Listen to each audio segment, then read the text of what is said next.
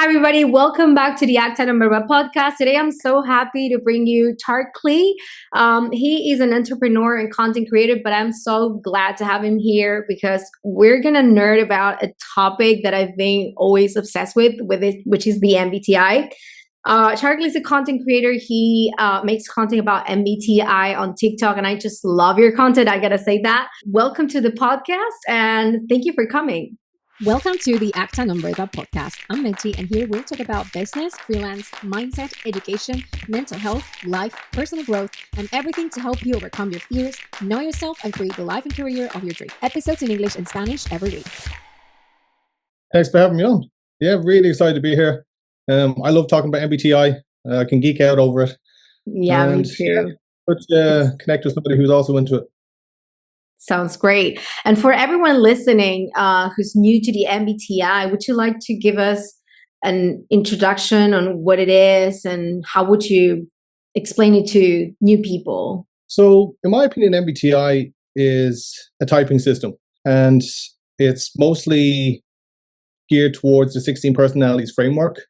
And I think what a lot of people, including myself when I first got into MBTI, because when you first get into it, usually the introduction is through like 16personalities.com, the website, which is quite a fun website, I think. But then depending on your level of interest, for me, I like to dig deep into things. After a while, you start to ask questions and be like, okay, how are they getting these results? What am I saying? What am I not saying that's skewing me towards one personality or another? And then, after a while, you kind of go through some rabbit holes and you get into Jung. Most people who are into MBTI, I think of any sorts or any kind of personality-based framework, eventually stumbles onto Carl Jung's, perspective and teachings. And got into it, and I thought I still to this day am mostly the opposite of an MBTI sponsor or ambassador. And that might sound weird because I talk a lot about it, but I tackle it from the perspective of a skeptic, if you know what I mean. Like, I like to doubt. And so what I like to do is I like to understand the framework and the reasoning why. And then based on my own interactions with people, I tend to see if they correlate or not. And I feel when you have this kind of skeptical attitude, it protects you somewhat against confirmation bias. And just keeps it interesting, I think. Yeah, for sure. I mean, it's good to put a label on things, but sometimes labeling too much can be, it can go wrong. That's why I like to play around with other things like Enneagram, for example. Like it's interesting but I think it's an interesting tool to get to know yourself for people who are like into self-awareness. It is a very good starting point, especially if people are not into things like, astrology and stuff like that. Like this is more concrete, let's say. So I love it also for example, I'm a marketer and a copywriter, and I also do ghostwriting, and I use that for, to develop my buyer personas and to develop my, the client avatars or even the characters. And I find that when you go into the MBTI world, you will see memes, you will see a lot of things, and they usually play a lot with like the characters, the INTJ characters, the ENTP characters, and so on and so forth.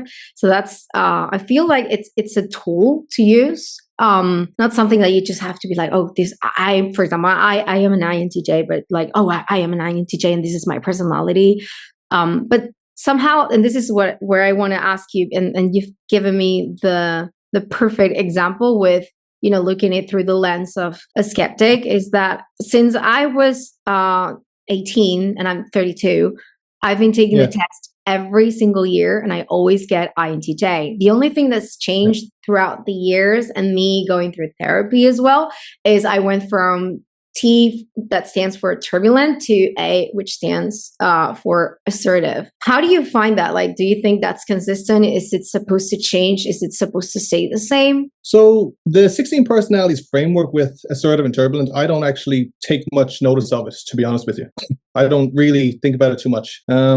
Mostly for the reason that, by the way, you said you're an INTJ. Yeah. Is that so through the online test, or did you type through cognitive functions? Or the typical online test where you go like, okay, yeah. So time. All right. So this is interesting because for a lot of people, including myself, when they go into 16 personalities and they start learning about MBTI, really, I think the more fundamental approach to really gauge your personality and to understand it is through what's called the cognitive functions. There's 8 of them. Jung, let's call it, discovered them. And basically, the more you learn about each cognitive function, the more you start to understand your own thought framework and process. And then that was for me how I did it. Because unlike you, when I did the personality test, I got a bunch of different stuff continuously. I got ENTJ, ENTP, INTP, INTJ. I think I might have even got ENFJ at one stage. And so based on where I was in my life and what kind of what I was doing and where my mindset was, I would get different stuff a lot of the time. Wow. And so I was like, and then that kind of got me into thinking like, does it change or does it not change, or what's the nuance and how does it work? Yeah, well, that's super interesting. Never heard of it. Can you explain for people, and then I'm one of them, what are the cognitive functions? Like, how do they help you navigate, what's the difference between the MBTI and the cognitive functions? So you said there's 4 of them? Yeah, so there's 8 of them. Oh. And without going into too much detail, because I think each person who's into MBTI will have their own take on each cognitive function and the characteristics and behavior or the derivative behavior of them. Everybody has their own perspective. It's kind of like you get 10 MBTI people into a room and they're all going to talk about each function differently. However, mostly what it's to do with is a person's ability to make decisions and the way to take information. And so when it comes to information, that's split into 4 different buckets. It's split into 4 different styles. And then the exact same thing when it comes to making decisions. It's split into 4 different styles too. And so based on the preference of how you like to make those decisions, there's different combinations. And then that gives you the 16 personalities. So for example, with an INTJ, for an INTJ, what makes up an INTJ fundamentally is like they lead with a cognitive function called introverted intuition, and their complement or their supplementary one is called extroverted thinking. And usually what that kind of equates to is somebody who has a preference for long-term plans and visions backed up by very systematic and efficient problem solving and solution-based behavior. So does that ring true with you at all, or? Yeah, for sure. So so now I get what the cognitive functions are. So we're talking about introverted thinking, that type of thing, like so pretty much what makes up the MBTI. Correct, right? Yeah. Great, cool. That's super interesting. I actually want to, if you can give us the links later, so I can leave it in the show notes for people to go and have a look at it. That'll be amazing. Even for yourself, if you've never learned the cognitive functions before, it's like watching a great movie for the first time. It's really interesting. Other than just what you see from the MBTI, I haven't really delved much into it. So after this, I'm just gonna go in, and it's gonna be when that's the thing. Like, I find this topic so interesting because it helps you understand people. And every time I see my friends, I'm like, go do this test. And I have this, I sometimes feel like this person could be an ENTP or INTP, or this is an INFJ. And it is crazy how we interact with each other. And correct me if I'm wrong, but I tend to navigate towards the same types of personalities, at least for the people that I got to go through the entire process of taking the test, which is super long. But I tend to gravitate towards the same people. Do you think that your personality type attracts, or you feel attracted to, similar personality types, or do you think that's not a thing? I think it's 100% a thing, 100%. However, in real life, I don't know if it works out as well as for other people. For example, like for me, I'm very much a black sheep in my family and circle of friends. There's no other ENTPs. They're mostly sensor types, or mostly sensors. And so just because there's not that many people around me that thinks the same. But I realized that when I started tracking it back, like the books and the people I was interested in and the kind of inspirations, those sources, they were typically a lot of the times, like after I've learned about MBTI and cognitive functions and Jung, when I went to type them, a lot of the times they're like an NT type for sure, an ENTP, NTJ, INTJ. I tend to like those kind of people and just resonate with whatever the thinking style and whatever they're doing. Yeah, it makes a lot of sense because you kind of think the same, but it is cool also to hang out with other people so you can see a different perspective. But yeah, I find it interesting, the people you gravitate the most towards with, or the people that you somehow admire, let's say, or like you said, characters you like, and then you find out they have a similar type of personality. I'm not saying it's the same, but it's usually the same. And I find it super interesting. You're an INTP, right? No, ENTP. ENTP. That's my favorite personality to talk about, to talk with. Like, you guys are so funny. I have to say that. But now, is there anything you would like to say about how you can use this knowledge, whether it's the MBTI or the cognitive functions for your business? You said you're an entrepreneur. How do you use it? How do you apply this information to your everyday life and your work? So fundamentally, I think it's about like understanding patterns. Like that's what it's really about. Even when it comes to like cognitive functions or 16 personalities, it's really just about patterns and understanding like the basic arc that people go through in a story, in my opinion. So like that's how I see it. So if you have like a particular cognitive function, you're more likely to engage in a particular pattern. And so if you think of it from that point of view, just patterns and archetypes, because that's basically what it comes down to, archetypes, that's quite useful, whether it's marketing, let's say if you're creating an avatar, or how I kind of first came into Jung in the first place. I was, what was I doing? I was writing a screenplay, just creative writing. And yeah, I kind of just stumbled upon it through like my own, half of it was like my own kind of like sense of curiosity and self-awareness. And the other half was I wanted to learn how to develop and understand characters. And so whether it's yourself, self-awareness, or learning to understand the patterns and archetypes, or use it in marketing or write it in screenplay stories, it's essentially understanding patterns in people, which until the robots come, I mean, it's fundamental. Yeah, for sure. And it's super helpful. I mean, at least for me, in marketing it has been like a very good tool to like, at least gauge or see what, the type of buyer persona I have for the clients that I have, or if I'm writing something or ghostwriting something, it is amazing for character development. And I feel like you can also extrapolate that to when it comes to business, the people you're doing business with, like when you get to know them on a daily basis, or if they're clients you've been with for a long time, or people that you can see on social media what they do, you kind of have an idea of their train of thought, the patterns that they gravitate towards, and that may give you like some hints on like what's the best way to negotiate with this person, what's the best way to sell to this person, or to solve a problem for them. What do they value, Do you feel like that also helps, that knowledge for you? 100%. I think it's very useful.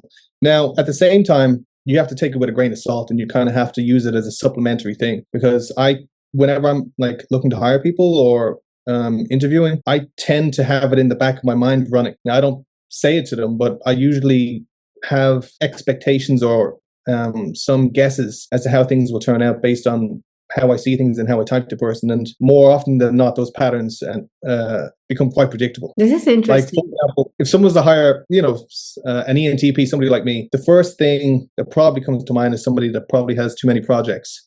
Somebody that's maybe a bit more scattered, who might lack a bit of focus, in which case the commitment level comes into play. Yeah, something like that is very useful if you're going to hire somebody. You know what I mean? Yeah, for sure. And actually, I wanted to ask you, like, as an entrepreneur, if you want to share with us, especially for the people listening, interested in like getting a job, or even if they're entrepreneurs. So like for two people. So if you want to get a job, what do you see as an entrepreneur in people that you want to hire? And from, let's say, the entrepreneur perspective, what do you feel like you look for in other people that you work with? Not as in, just people that you hire, but people you work with, like your clients, and, who do you want to work for? Rephrase the question. What is it? So when you hire, what do you look for the most with all of the the information that you have? And then when you collaborate with other entrepreneurs, or I don't know if you work with clients, when you get a client, what type of client do you try to work with, given, all of the knowledge that you have on personality types? So when it comes to like working with people and collaborating with people, I'm very much, I put a lot of value on personality, actually. Skill and ability and technical ability and experience comes into it for sure. But I put a lot of value on the personality. So, for example, like I'm currently looking for someone to do the finance, and there have been people that come in and I interview them, and even though they have quite an extensive background in finance. I like, for example, if you were an ENTP, for example, I'm not saying ENTPs can't do finance. Wouldn't be my preference in terms of like hiring somebody to keep organized and be quite detail oriented unless they're very developed and matured. Whereas if somebody came in and, you know, I knew they were an ISTJ or from something else, I just think I look for natural preference and ease of ability. Even though experience comes into it, I'd like to work with people that I think on their worst day, like where would they kind of just like gravitate towards? Like what would be an easy path for them? And usually it's something that's just very natural for them. Like, so for me, something creative, something outside the box, I'll do that on my laziest day. You know what I mean? If I have to like do detail oriented work, whether it's accounting or something that requires a lot of minutia, it's like I'll fail at it if it's, you know, unless it's like a very good day for me. And so I don't like putting that expectation onto other people. I ask myself, what will they gravitate towards the easiest? If that makes sense. It makes a lot of sense. And when it comes to hiring people, what do you look for the most? Personality first and a fit, like a culture fit, a personality and culture fit for sure. And so for me, most of the time, I prefer to balance with more grounded people. I'm quite out there. I'm very fast making decisions. I chop and change very, very quickly. I kind of look for balances as a whole from a macro perspective. Yeah. And this is very interesting because I see that many companies and some of my clients do that too, that they're probably not using the MBTI. They use other tests. I've seen other tests online. I really don't remember the names of those tests, but they're starting to pay attention to that to see if it's a cultural fit. But it's happening more and more often now that, you know, they make people go through the personality process with the tests as part of the recruitment, which I find really interesting. Do you have any advice for people listening who I'm only asking because many entrepreneurs listen to this podcast and maybe they're interested in this because it's yet another way to just, you know, find the right people for your company. What would you recommend them? Like what test or, you know, something they can use, any tool that they can use for their company? I actually don't think personality tests are necessarily a good tool in terms of actually hiring people, for the reason being that, like I mentioned, unless you're you, which is maybe a lot of people get different answers based on their level of self-awareness. Mm-hmm. And so, for example, like let's say if you're looking to hire, if there's me and this other person and one is an ENTJ and one is an ENTP, they sound very similar and have a lot of similarities, but they're two very, very different personalities. You're going to get two very different outcomes. One is more divergent and then one is more convergent and can actually finish a thing, and one is better at starting and creating projects. And so for me, I've typed as an ENTJ plenty of times before I knew anything about Jung or cognitive functions. And I don't operate anything like an ENTJ. So if it was like personality test alone, that, you know, it wouldn't be me depending on that. I prefer to type. I think the best way is, honestly, like if somebody was like really, really serious about it, I know probably there aren't any people that serious, but if it was me and I was hiring, like, and I had a system, I would put in like a personality one-on-one typing system with somebody who knew how to type. Yeah, that makes a lot of sense. And that, let's move away from business and that. And I just want to ask you relationships. And I feel like this would be a very hot topic that I feel like most people use these types of, you know, not the test, but like just the knowledge to like see whether they would be, you know, they would have a good relationship with someone based on their personality. What do you feel like it's the most common question you get on socials when it comes to this topic? Do you get a lot of questions about this? Like, you know, my partner is an, I don't know, ESCP or whatever, and I'm an INTJ or anything. Do you get that a lot? And how do you feel like this knowledge can help people find the right partner or work through problems? Because maybe you have a very different way to solve a problem and your partner has a very different way of doing that. So that's when it's like you both speak a different language. Yeah. Every now and again somebody asks me about the golden pair. I don't know if that's ever come up for you. Mm-mm. So please explain. I want to know now. Basically, it's a question of like, is there like two personality types that are the most matching or perfect for each other? I think that's what people mean when they say like the golden pair. I don't think there is such a thing. I think there are definitely types that have certain dynamics that are more favorable to relationships depending on what you're looking for. Yeah, I think that's as far as I can think about it. Mm-hmm. Mostly again with cognitive functions, it just helps to learn where the other person is coming from. Yeah. And what do you think about same personality types together? Do you think that's a good idea, or is it no go? Again, I think it depends what you're looking for. It depends what you're looking for. Like if I was to date another ENTP, I think it'd be fun.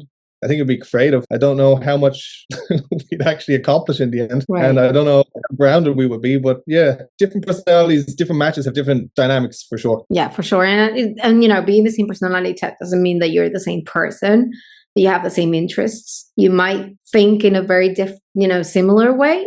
But you still have your nuances and, everything that shapes you, with your life experience. But I feel like that's always been something I was, curious about, like how it would be like being with another INTJ. Would it be like a good thing? Like, for example, my best friend, he's an INTJ, and I feel like he's my best friend because we're very similar. We have the same sense of humor, and it's so easy to just hang around with him because I can feel like I can be me, like fully me.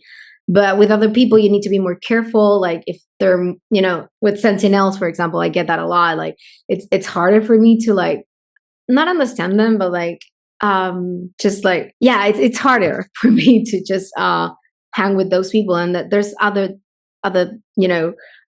types of personalities, like the explorers, for example, that I just don't have a feeling with. Like that's what I told you, like with the friends that I have them take the test, it's usually analysts and diplomats. Like it's always the same two types, right? So that's what I was curious about. Like, do you feel like being similar just, I don't know, makes you have a better relationship, or it really depends on the person? Like it could be the complete opposite to you, but you can still have a good relationship with them.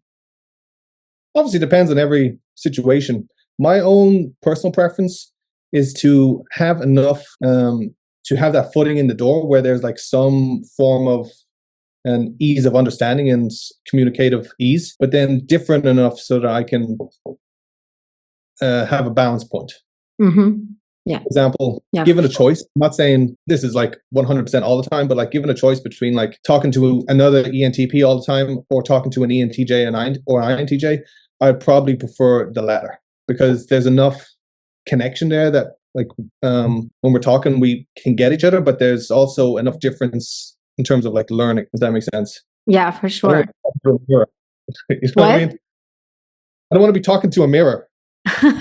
Yeah, it makes a lot of sense though. But yeah, especially I feel for relationships with a friend. I mean, no, it's sometimes it's good to talk to a mirror because like you see things back, like it's a reflection. So it's good to have a bit of everything, I feel. Now, yeah, something that I wanted to ask you, and sorry, I need to read out the question because I don't want to forget it. Yeah, so now with personal branding that nowadays is just growing so much, do you feel like people can use the MBTI or the cognitive functions to build an authentic personal brand nowadays, and how they can use it? Like if you think that they can actually find this, useful for their branding, how would you go about building your personal brand based on your personality type or your cognitive function? With that particular question, I'll offer a tangent answer because I don't have a particular personal brand online. Not really, you know what I mean? And so it wouldn't be fair to me to offer any advice to any people with regard to that. But I do think of using personality type as stepping tools towards having a compass towards how you want to be in the world, whether that's a change in yourself or how you want to be perceived or what you want to be known for. Like I do think it's a good reference, if that makes sense. Yeah, for sure. Now, is there there's something that I've been wondering for the longest. How do you feel about the Enneagram? I like the Enneagram. My own take is I like all systems. I just don't have enough time to learn them all. Mm-hmm. Because I think fundamentally, I think even like when it comes to cognitive functions, like I said, I take a skeptical eye. For the most part, I think they ring true, even though I question them every day. But I think people are like multifaceted. I think there's a lot of dynamic undergoings going on. And so given a choice, if I was going to learn about somebody, apart from a time constraint, I would like to understand the person through all frameworks and all systems, whether it's astrology, Enneagram, MBTI, cognitive functions, socionics, or Big Five, or whatever. I would like to know it all, because ultimately it just gives me more data to correlate to and to test for. Yeah. You know what I mean? Sure. And I don't, as a whole, I don't like dogma, and I don't like believing in any one thing too much, if you know what I mean. Yeah, for sure. Now, there's a series of videos that you've done on TikTok that I loved. It's just the whatever type personality paradox. I don't know if you probably remember them. Okay. What are some of the I don't know, the not shocking, that's not the word that I'm looking for, but like the ones that really stood out to you from different personality types? Like you've had a few, like the INTJ paradox, the ANTP paradox. Like if you had to just I don't know, summarize it in like the four types, because of course we're not gonna give one for each of the 16 personality types, but like for the sentinels, for the analysts, what do you think would be like the paradox for them? I feel like I would get caught overanalyzing that question. But what I will say is, instead of a paradox, what I do like to see, or what I often see with personalities a lot, is like is a lot of irony, if that makes sense. I see a lot of like opposites and contradiction. And so when people say like I'm this kind of personality because I do this, but I don't do this, but then they're like sometimes I do this and don't do that. I see a lot of that all the time, and I think that's one of the biggest thing that rings true, and the thing that makes it more difficult to type people often. If that makes sense. So for example, with let's say ENTJs, I like ENTJs, but when it comes to ENTJs, I think they come off as quite confident. They're quite a big personality. They can do a lot of things in the world, and from an external point of view, there's a big confidence there. But at the same time, it's one of those things where you talk to enough ENTJs, and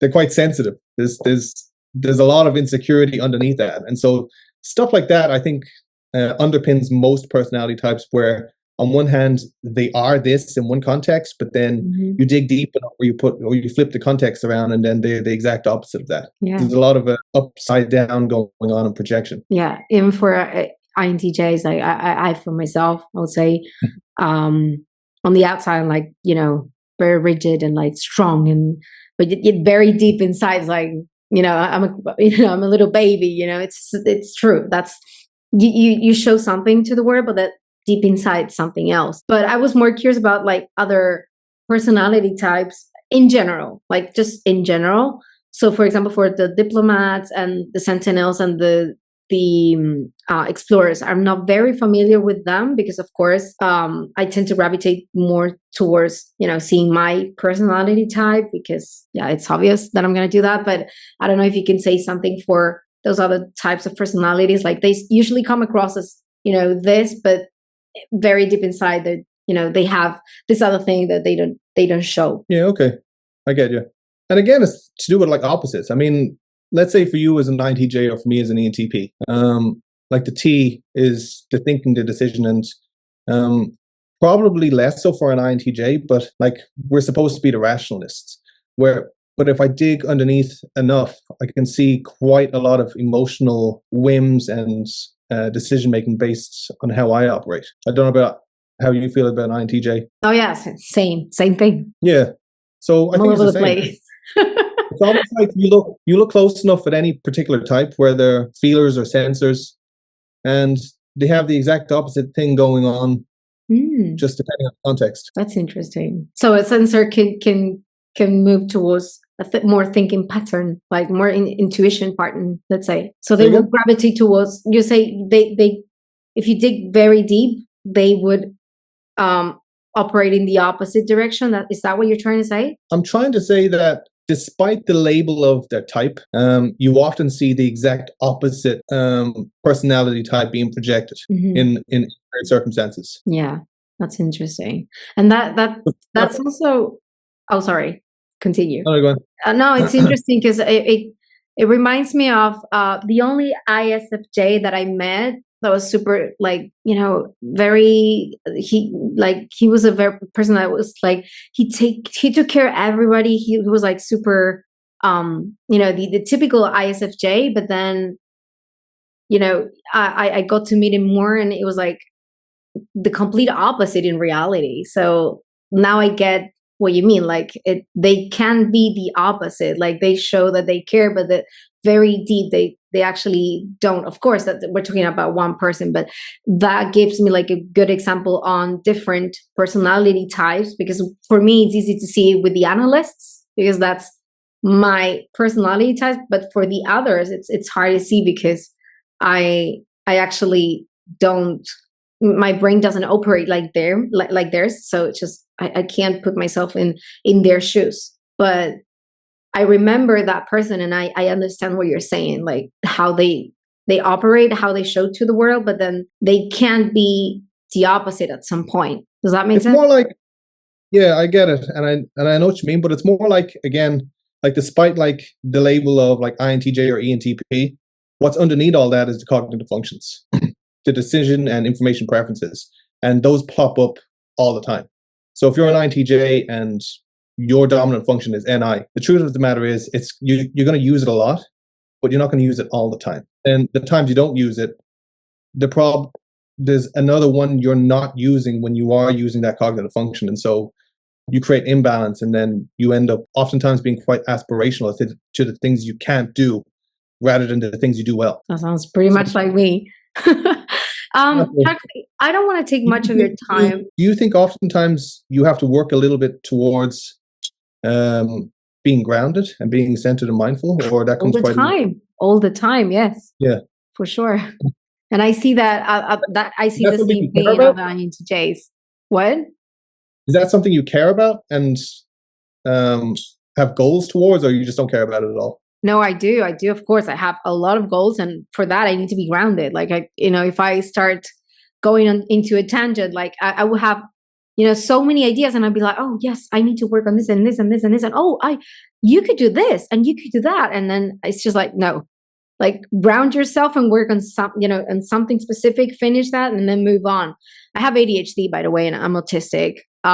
But yeah. I feel like that also has a lot to do. And I don't know how you feel about this. Of course, we're not psychologists or psychiatrists, but I do see a lot of friends of mine, like INTPs mostly, and other INTJs that are also ADHD, autistic, or somehow on the spectrum, and also ENTP. My mom is an ENTP as well. I have a friend who is ENTP. They both have ADHD. It's like, do you feel like there's something about there that could indicate some type of neurodivergence, or am I just going into a tangent? No. So obviously, I haven't a clue what I'm talking about, right?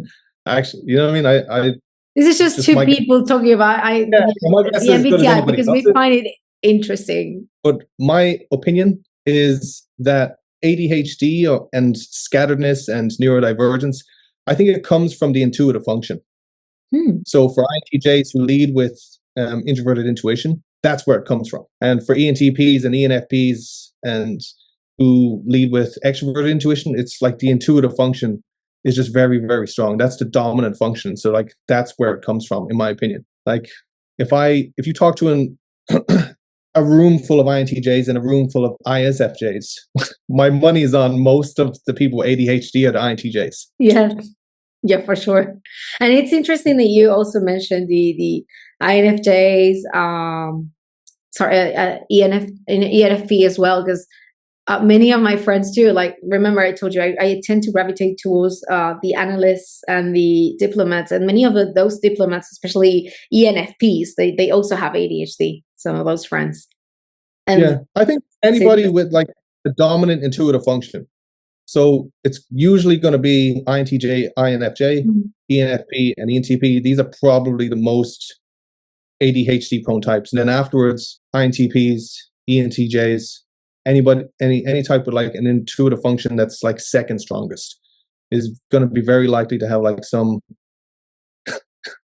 all over the place going in the head because they're head types essentially. Yeah, for sure. That's interesting. As I was wondering that, and I actually wanted to ask you, but I was like, I don't know if I should ask this question because, of course, we're not doctors, by the way. Like people listening, like this is not a diagnosis, but I find it interesting. It's a pattern that I see a lot, so it's good to have not a confirmation, but I wanted to hear your thoughts on that because, yeah, I think it's better like when you take it.